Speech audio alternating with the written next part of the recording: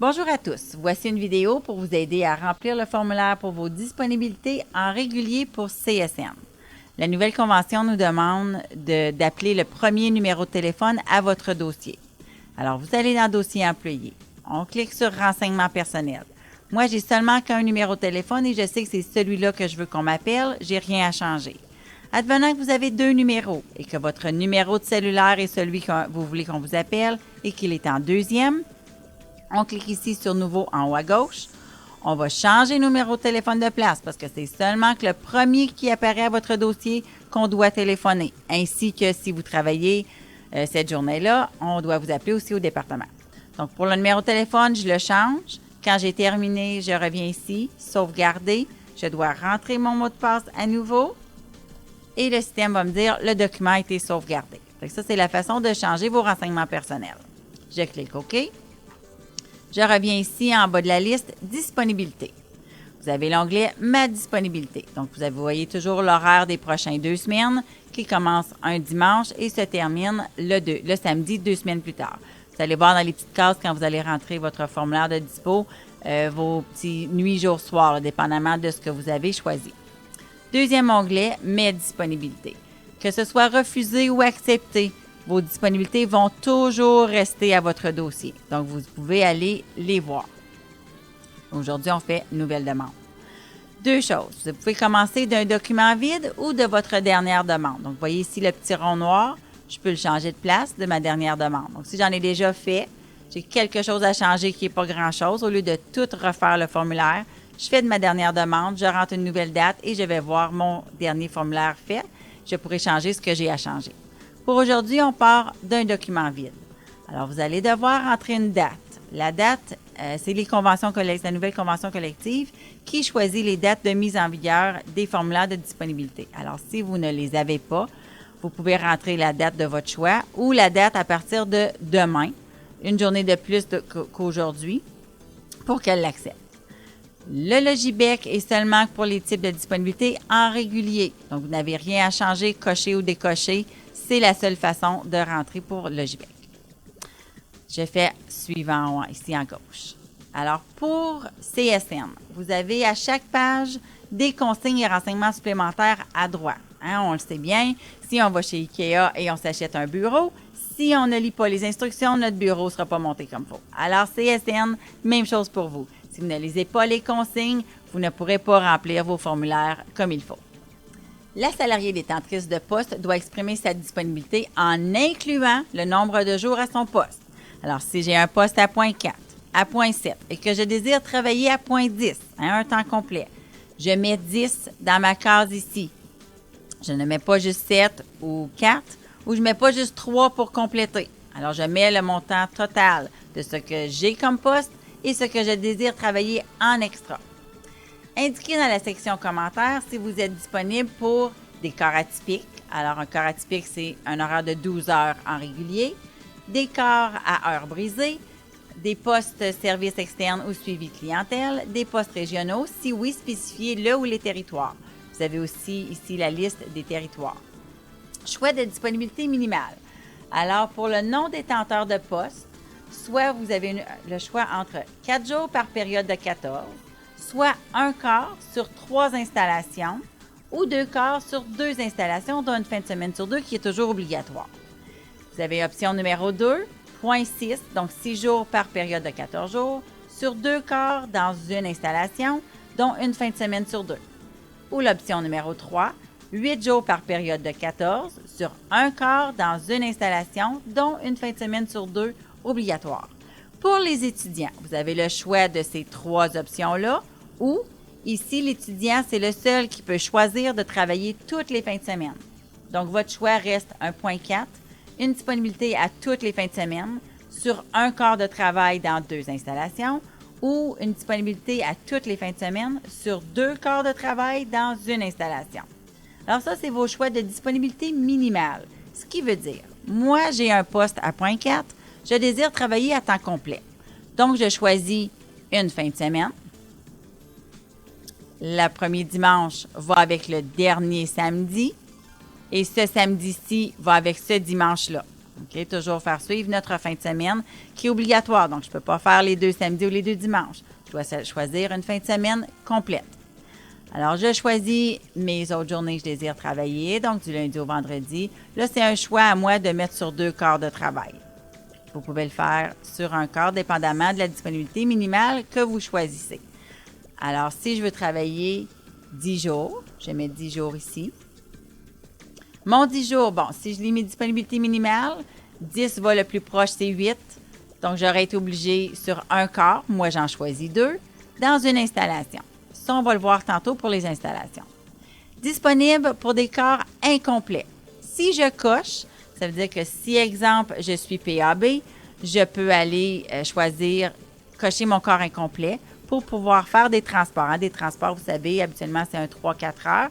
Donc, si je veux être disponible, moins que mes heures obligatoires par mon titre d'emploi. Si j'aimerais avoir une affectation sur l'autre fin de semaine, l'autre fin de semaine ne me dérange pas. Alors, je vais cocher les 2 fins de semaine. Donc, si j'ai une affectation et que je perds cette affectation, je peux me voir offrir une affectation sur l'autre fin de semaine. Si je ne peux pas parce que j'ai des restrictions, ne le cochez pas. Ici, pour la case commentaire, vous allez voir la case commentaire, c'est la façon de faire une demande d'orientation. Puis vous allez voir que ma case commentaire me suit jusqu'à la fin à chaque page. Alors, j'écris demande d'orientation.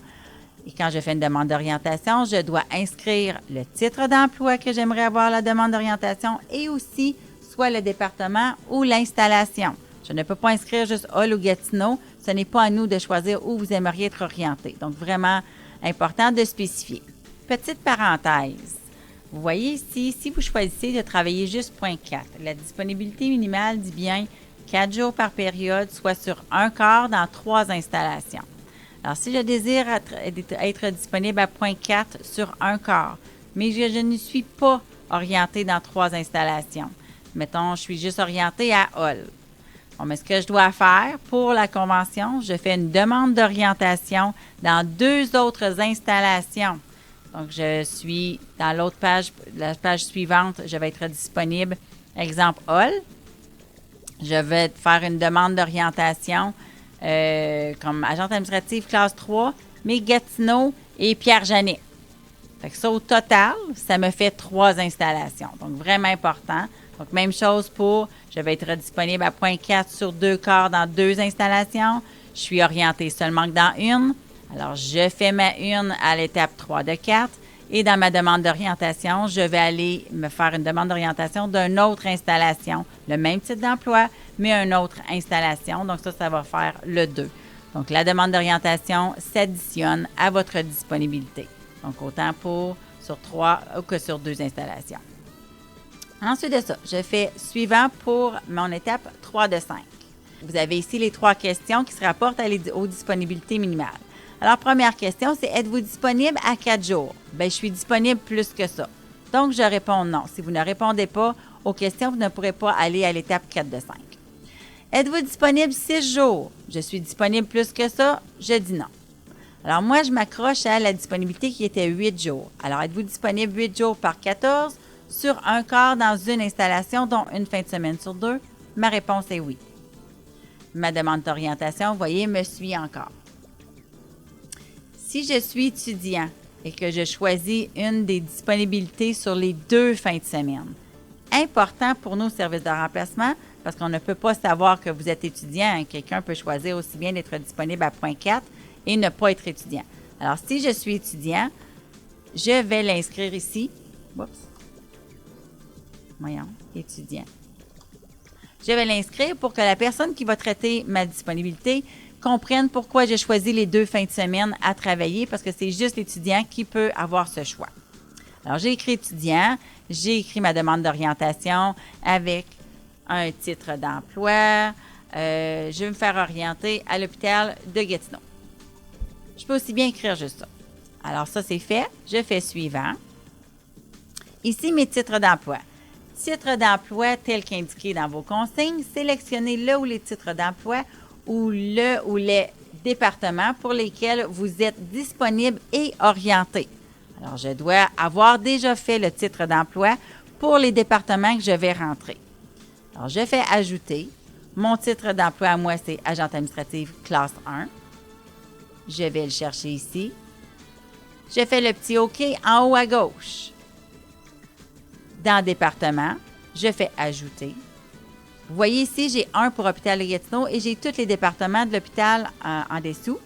Par contre, c'est très long faire toute la liste. Alors, si je fais le petit moins à côté de tout réduire, je vais voir toutes les installations que le CISO a depuis la fusion. Vous voyez, là, il y en a beaucoup. On se rend jusqu'à 141, le 777 qui est le multisite, mais vous les voyez tous.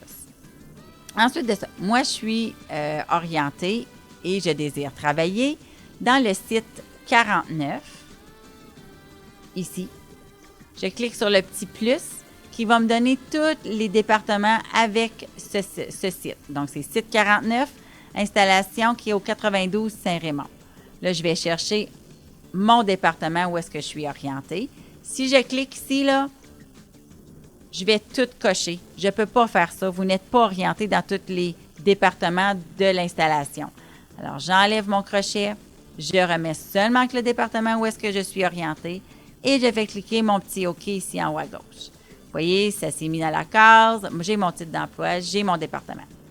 Vous voyez, mes commentaires me suivent encore. Ici, vous avez la question. Voulez-vous saisir des éléments de disponibilité pour un autre paramètre syndical?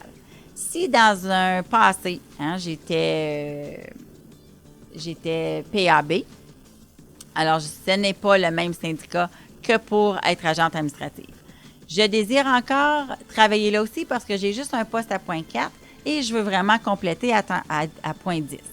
Alors, je vais lui dire oui.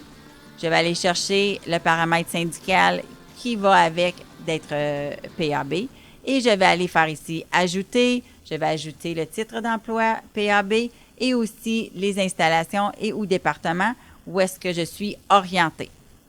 Alors, un coup ça fait, je vais ici en haut, suivant. Vous voyez que mon commentaire me suivit jusqu'à la fin. Je n'ai rien d'autre à ajouter dans les commentaires.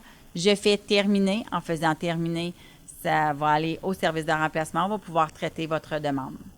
Alors, si vous avez d'autres questions, n'hésitez pas. Vous pouvez appeler au service de remplacement. On va vous aider. Merci. Bonne journée.